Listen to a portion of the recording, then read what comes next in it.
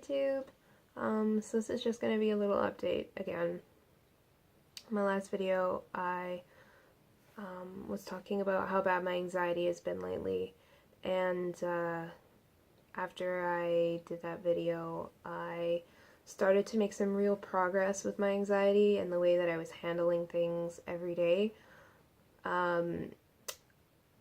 I've had this gasping in my sleep problem since my son was born. He's 3.5 years old now. I've always had sleep problems. Like, I've never been able to just get into bed and go to sleep. I've always had issues with it. But after he was born, it was about like a month or 6 weeks after, I just started the gasping thing. And it's every time I fall asleep, every time I drift off, it's just this gasp. I wake up, my heart's racing, the whole thing. So I also developed heart arrhythmia and palpitations and just a whole mess of things I won't get into right now. But anyway, I saw my doctor about it so many times, so many fucking times. I went to the hospital because there was one night where or 2 days, where I didn't sleep 48 hours straight. And I don't mean like I was just like sitting there wide awake. I mean that I was actively trying to sleep and I was falling asleep. I was drifting off, then I would wake up and gasping, and my husband would watch me fall asleep and he would watch me do this over and over and over again. I recorded it on video even. Like, it was just really bad, and nobody was listening. And so if you are deciding, what the fuck, I'm sorry it's late. If you're in the process of wanting to become a new mom, this is just a heads up, because I don't want to be a victim here, but it's a heads up that when you have a baby, nobody will take you seriously for any ailments. Anything that happens to you or changes, nobody takes you seriously if you go to the hospital or to your doctor, so good luck. You may have to get kind of pushy to get anywhere with people, so there's that. Anyway, the gasping went on for a couple of years. I went through my daughter's pregnancy with it. It didn't get better. It got worse. And then after she was born, a few months later, my grandfather passed away in his sleep. And that was kind of the kick in the butt for me to go back to the doctor and really push for some help, some tests. So I did that, and she gave me like an overnight sleep study thing to do, which I did. I did it 3 times actually, and she told me, oh, your AHI is 6. Normal is considered is 5. You have anxiety, blah, blah, blah. So we just kind of left it again for another year. Then when I made that video for you guys, my anxiety was getting better and I was handling it better, and I was sort of thinking that the sleep gasping should be getting better too, but it didn't. It got worse. So I went back to the doctor, and it turns out that she had read me the wrong report. My AHI was actually 12, like all centrals, and they had prescribed me a CPAP immediately at the time that I had done the test.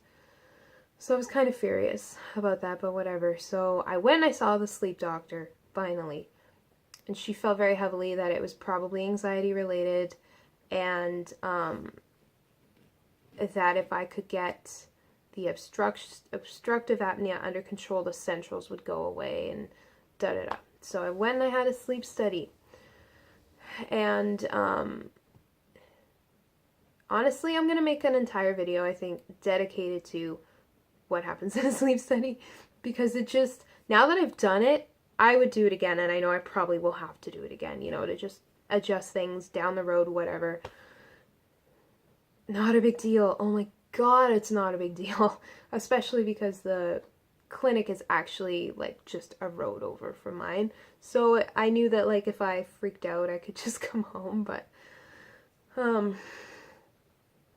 so anyway, the sleep study determined that I have severe central sleep apnea with an AHI of 51. I think it's don't have the paper somewhere. It's like I had 39 centrals or 40, and then the rest were obstructions. I don't want to get like too in depth about my results, but it showed that I breathe very slowly when I'm asleep, and that the machine, or not the machine, the whole thing reads an apnea if it's over 10 seconds long. So I was taking a breath every 10 seconds when I was in, like, you know, deep sleep and whatever. So it would register as an apnea. So my doctor felt that the number was probably, the AHI was a lot lower than that. But that's, yeah, like, damn, that's what it was. So I bought myself a CPAP for life, basically. This is my second mask. It's the ResMed AirFit F20, and it's a small. It's actually a little too big. The one I had before was the F10, and I really loved it. I actually want to go back and see if they can try and get me that one, because it just fit my face a lot better. This one has been cutting up my nose, and this silicone, like, I really want to do like a review video on these, but it's, I don't know what the fuck.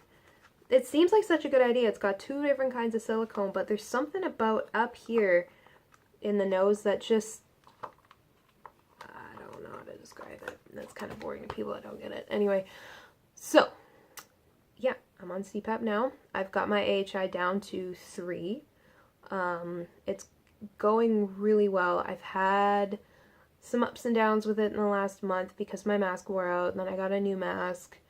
And I've been, I mean, the general rule of thumb, I think, with all of this stuff is, like, if you change anything in your therapy, you need like a week or 2, even 2 a month grace period for things to work themselves out again. And it's so annoying. It's so fucking annoying because it's your sleep, and you just have to have 2 weeks of shitty sleep to change to a new mask. Like, it's ridiculous. Like, I thought I would come home with this new mask, throw it on, and it would be, boom, everything is better. But it's finally getting to the point. I've had 3 nights now where it's been really good, and it seems to be working. My AHI is, you know, under 5 again.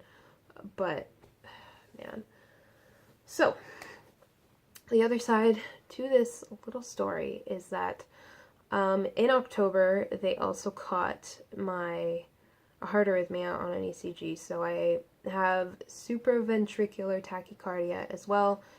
We're not sure why I have any of these conditions right now. I saw a cardiologist, and she thinks that the SVT, which is the heart arrhythmia, is because I've probably had untreated sleep apnea for most of my life. And then I had, you know, pregnancies always, again, for you ladies out there that want to have babies, pregnancy does some crazy shit to you. And I don't mean like, yeah, you get fat and you push a head out of your asshole. I mean, like,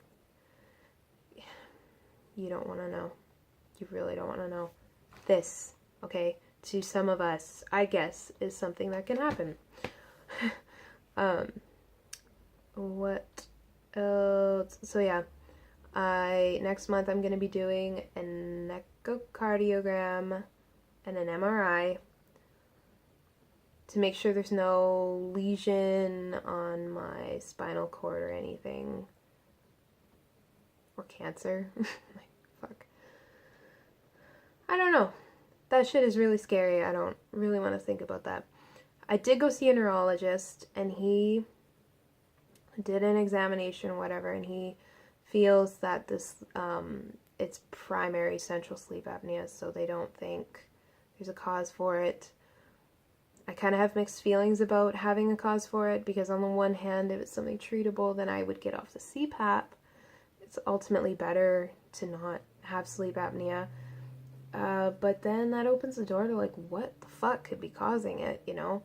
And then just having it for no reason is alarming all in itself. I mean, I'm 23, and I need to sleep with a mask every night, and it doesn't always do its job properly. Like, man.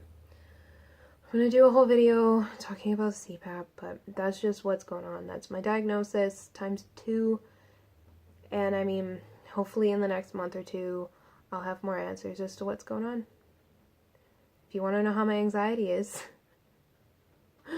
oh man, it's like having some answers is good.